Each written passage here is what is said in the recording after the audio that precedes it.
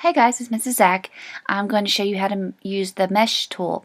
Mesh tool is over here. You see that? Looks like a spider web.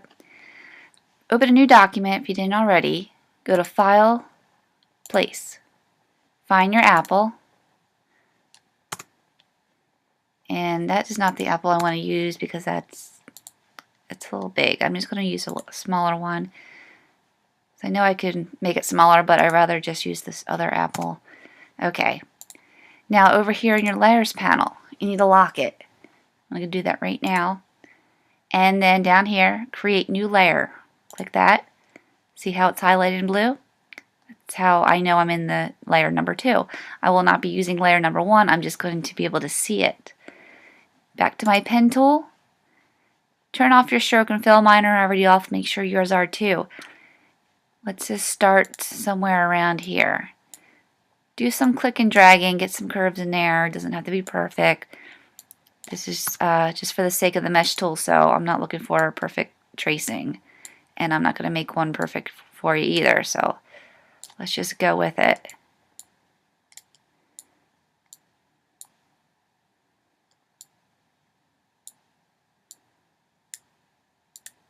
And close the shape. Okay. Over here, I'm going to go to my mesh tool now. Click on it. And let's just play around. There's really not much logic to clicking with this mesh tool, but I'm just going to click in some areas and just do your best. Click where you want. I don't care how many you have right now, I mean how many lines you have, just go ahead and make some.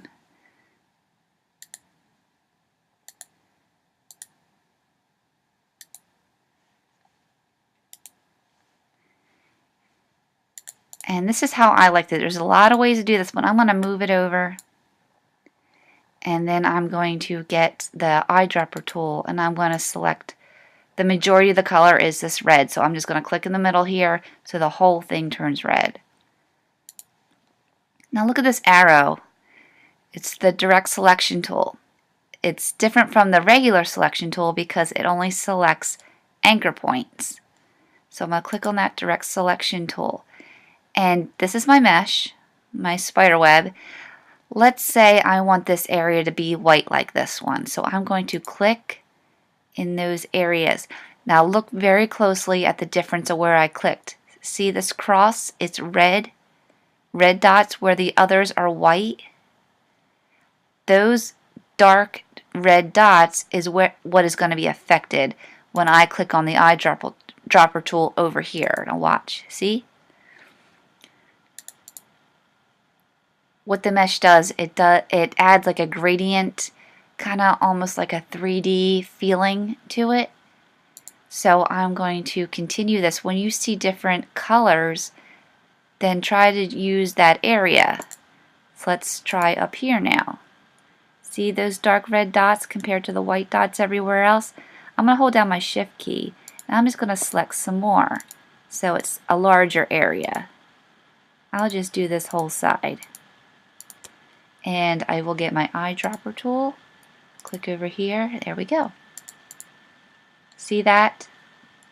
And let's just make it a little more obvious. I'm going to start making this dark area at the bottom so you can see that better. So I get my direct selection tool, click down there, hold down shift, keep clicking towards the bottom dots. And then my eyedropper, and then over here, here we go. Okay? And you keep on going. I know mine looks very bad right now, but I want you to keep on going and add all that variation of color. Take your time with this, so I don't have much time to do this on the video. So also for the leaf, don't forget the leaf. Trace it out, just like you did with the apple.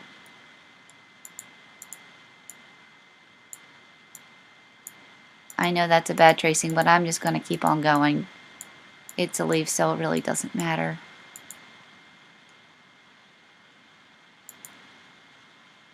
Okay, get the majority of the color in there.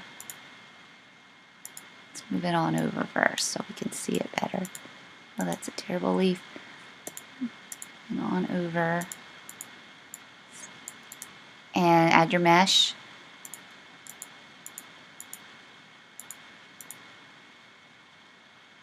and see, direct selection tool.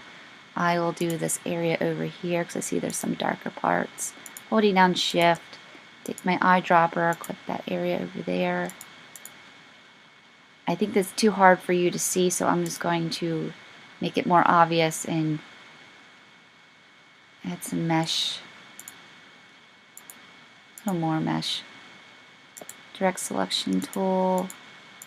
Do that whole area down there. And maybe get a little bit of a different color green in there.